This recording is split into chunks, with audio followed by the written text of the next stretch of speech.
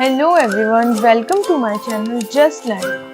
आज हम बात करेंगे कॉन्स्टिट्यूशन के बारे में, जिसमें हम सबसे पहले देखेंगे कि हमें कॉन्स्टिट्यूशन की ज़रूरत क्यों पड़ी। कॉन्स्टिट्यूशन से किसे रेगुलेट किया जा सकता है? कॉन्स्टिट्यूशन से एक स्टेट को रेगुलेट किया जा सकता है। और स्टेट किसे बोलेंगे?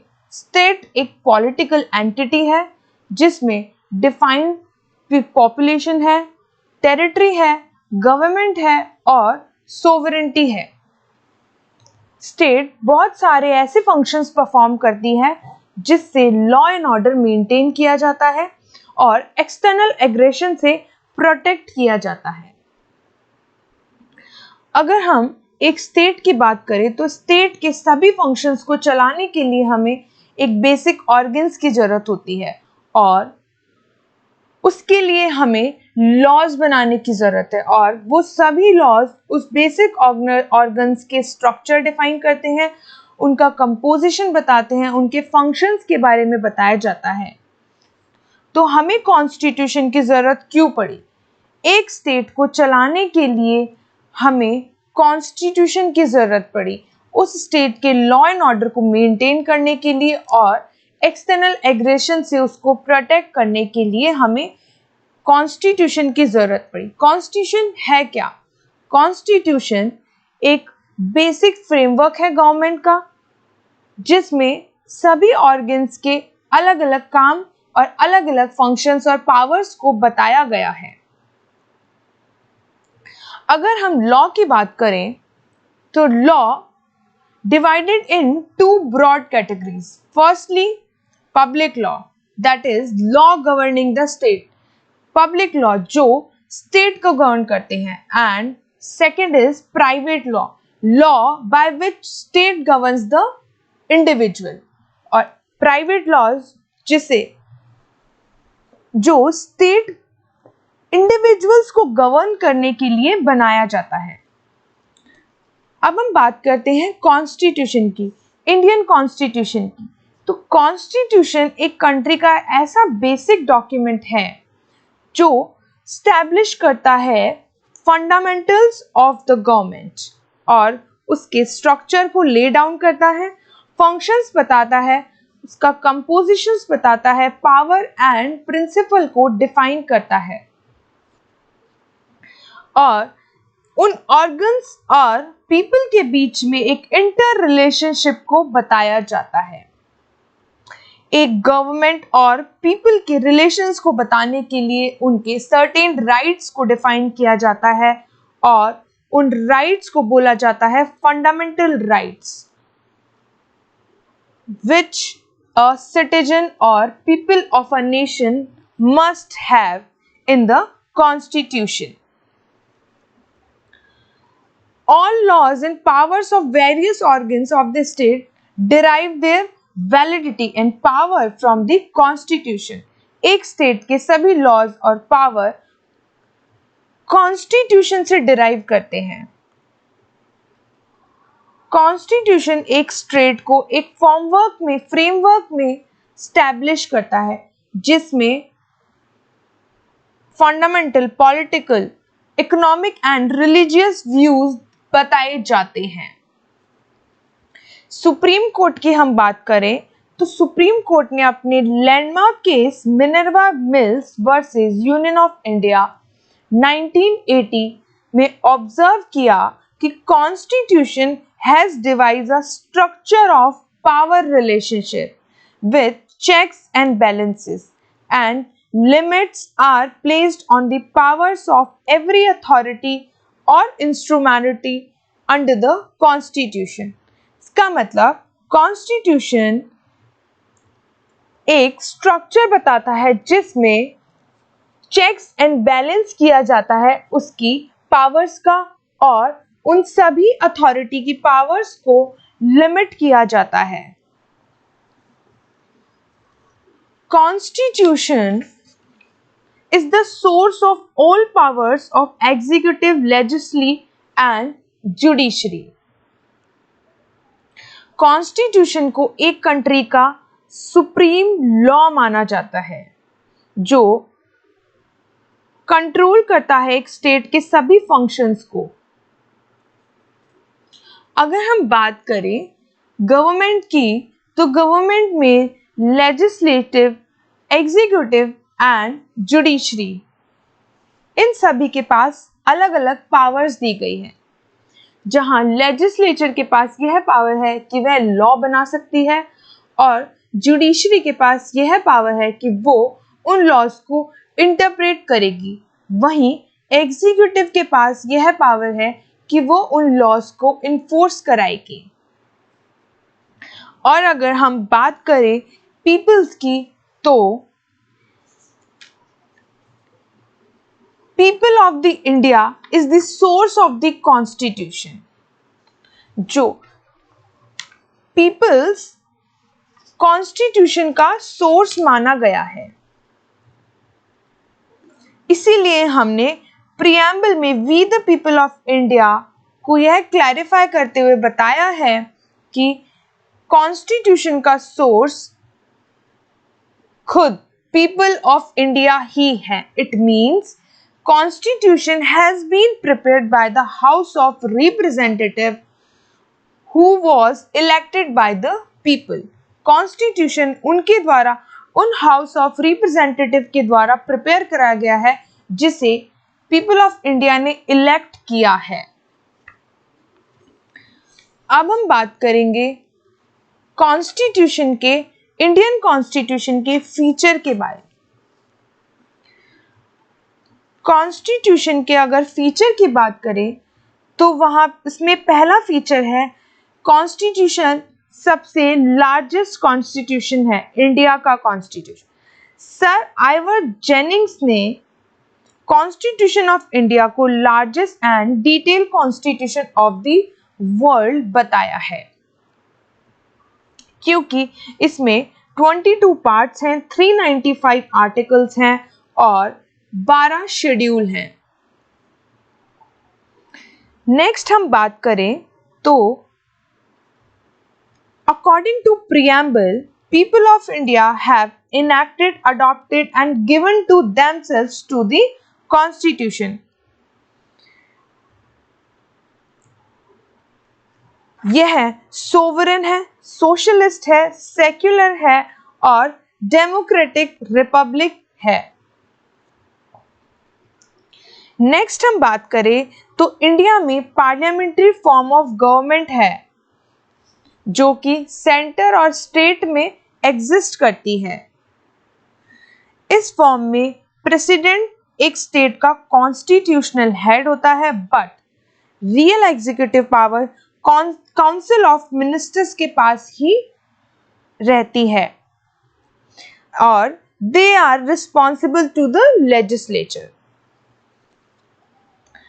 नेक्स्ट हम नेक्स्ट फीचर की बात करें तो इसमें फंडामेंटल राइट्स के बारे में बताया गया है कॉन्स्टिट्यूशन के पार्ट 3 में, जिसमें बताया है these right are against the state.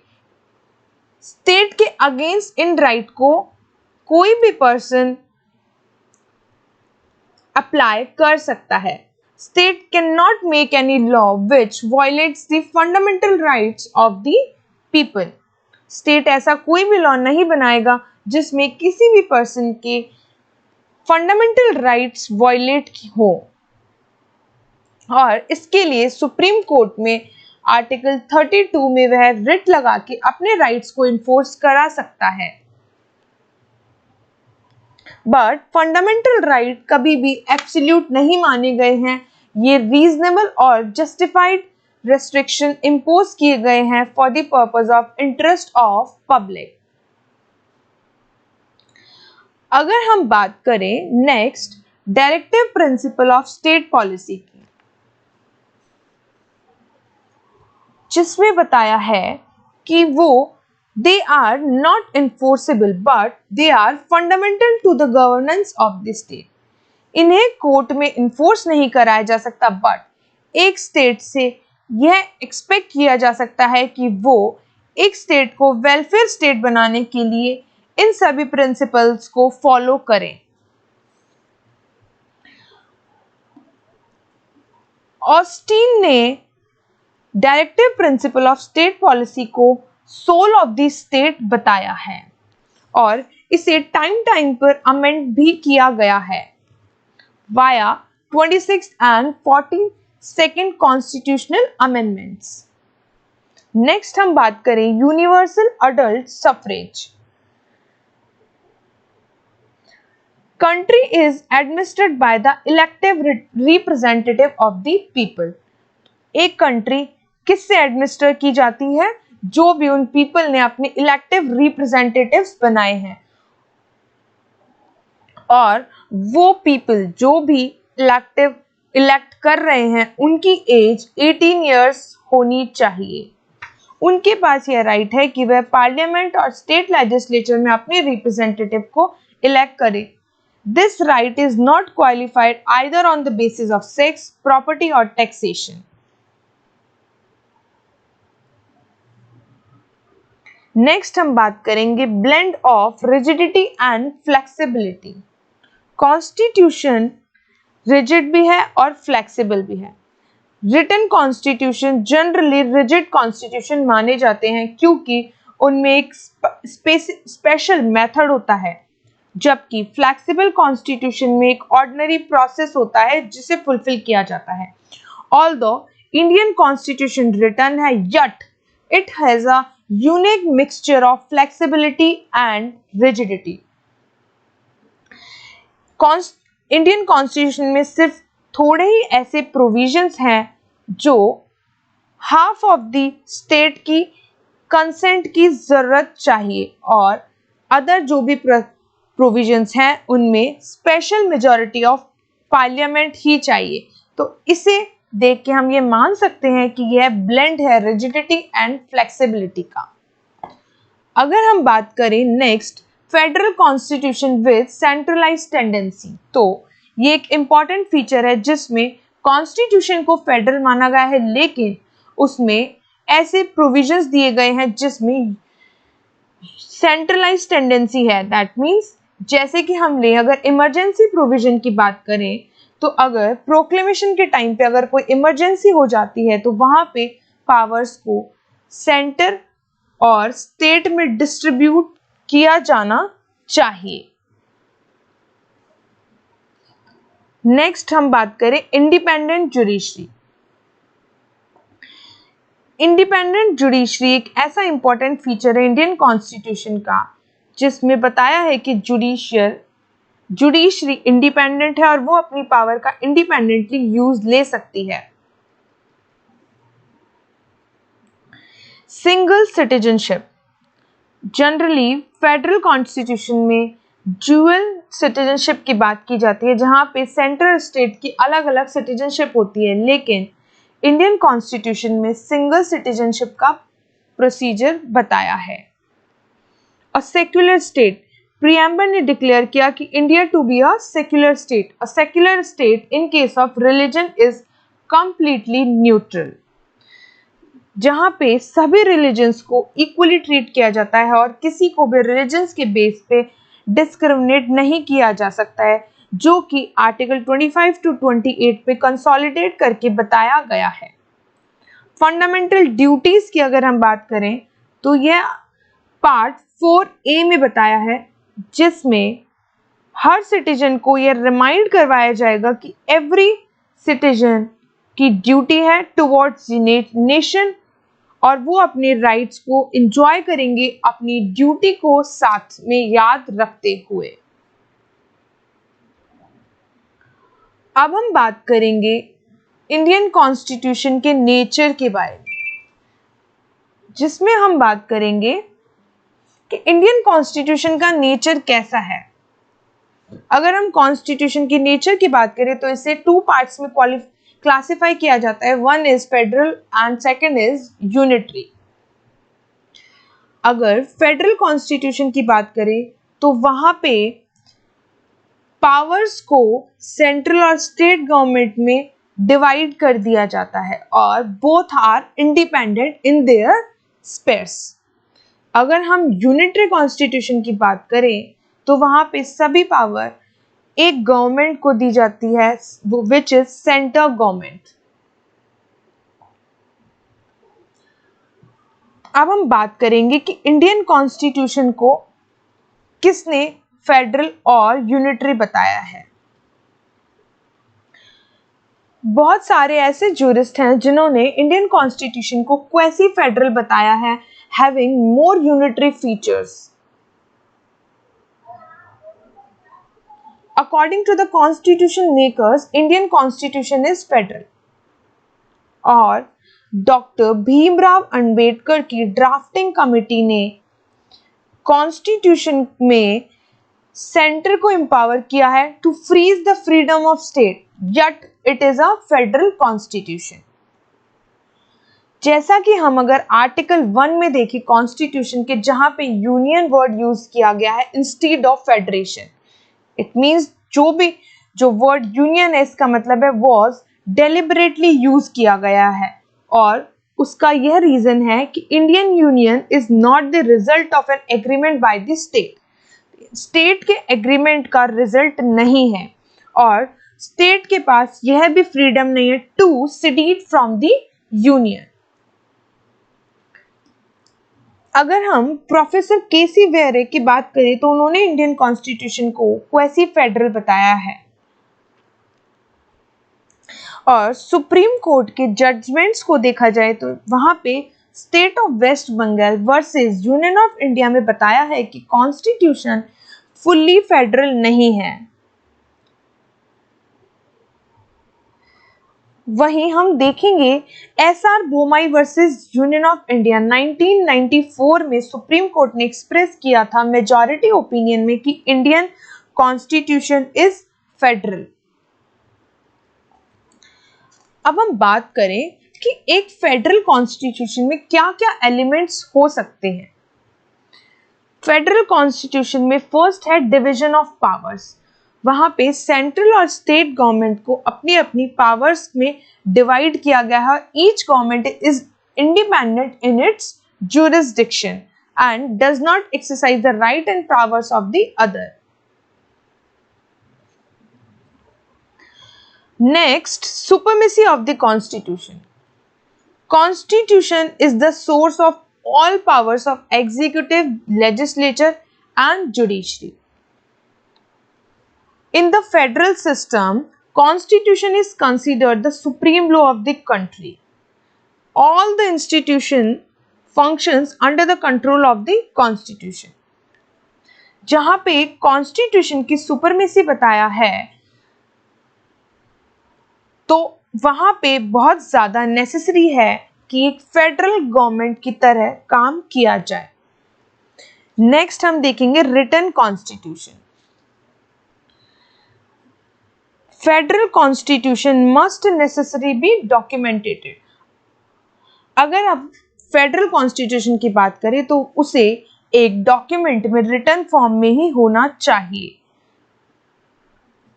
Otherwise इसकी सुपरमेसी इंप्लीमेंट कराना बहुत मुश्किल है। नेक्स्ट हम बात करें rigid constitution. Generally written constitution is rigid, however इसका मतलब ये नहीं है कि कॉन्स्टिट्यूशन को अमेंड किया ही नहीं जा सकता, लेकिन इसमें अमेंडिंग प्रोसीजर थोड़ा कॉम्प्लिकेटेड और डिफिकल्ट हो जाता है। अगर हम बात करें अथॉरिटी ऑफ जुडिशरी की तो there is a division of powers between central and state government in the federal constitution. अगर हम डिवीजन ऑफ पावर की बात करें तो यह सेंट्रल स्टेट में अलग अलग बता दी गई है, इसलिए कॉन्स्टिट्यूशन का इंटरप्रिटेशन जो भी जुडिशरी की करेगी वो बाइंडिंग होगा on all the authorities.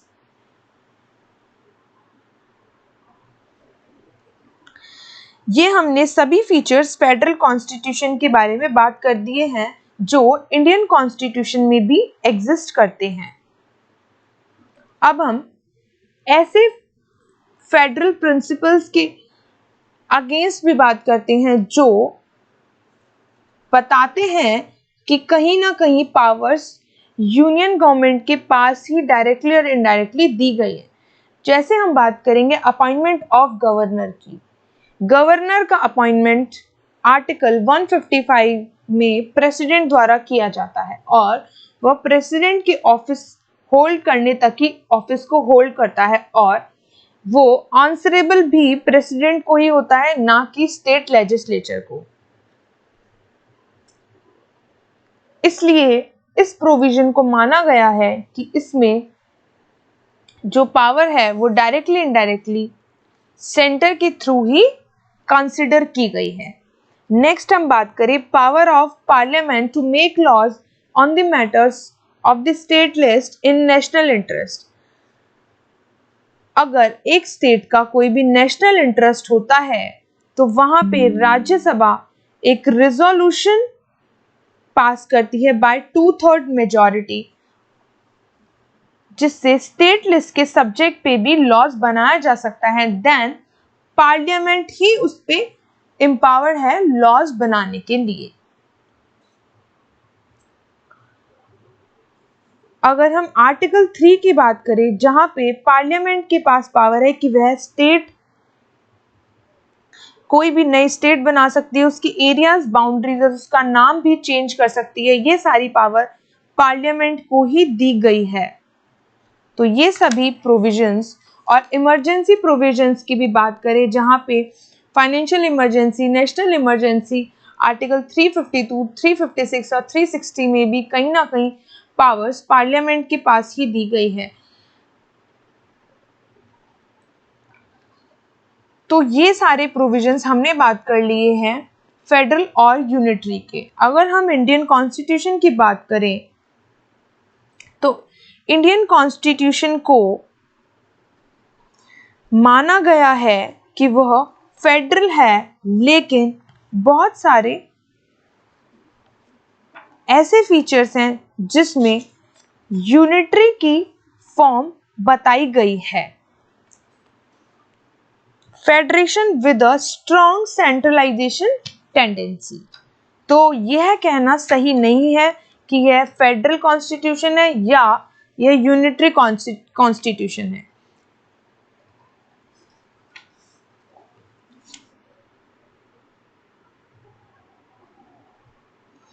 Thank you everyone.